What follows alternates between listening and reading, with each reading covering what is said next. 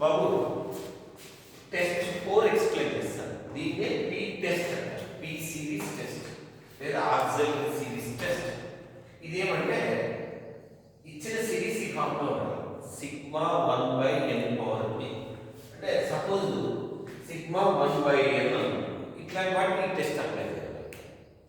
ఇక్కడ p greater than 1 అయితే convergent, p is equal to 1 అయినా లెస్ దాన్ 1 అయినా డైవర్జెంట్. ఇప్పుడు సపోజ్ సిగ్మా 1/n తీసుకోండి. p అంటే ఎంత అక్కడ 1, p 1 కదా, ఇక్కడ 1/n పవర్ 1 అనుకోవచ్చు.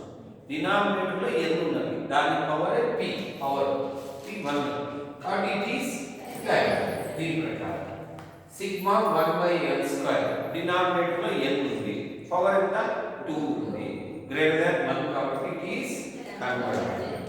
Sigma 1/√n 1/n power 1/2 denominator లో n ఉంది, p 1/2 ఉంది, less than 1 it is divergent.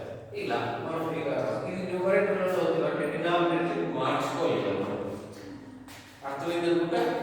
ఇంకోటి comparison test of first time. ఇందులో ఏమంటే un అనేది లెస్ దాన్ n, k పక్క పెట్టండి, k స్కేలార్ అంటే un దీనికన్నా చిన్నది vn కన్నా.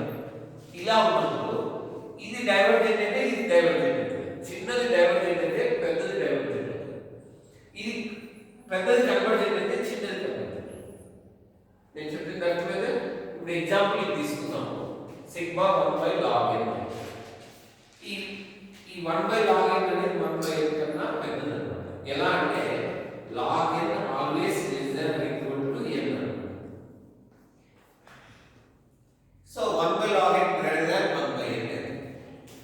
మనకు తెలుసు సిగ్మా 1/n చిన్నది, ఇది డైవర్జెంట్ అని తెలుసు ఈ టెస్ట్ ప్రకారం.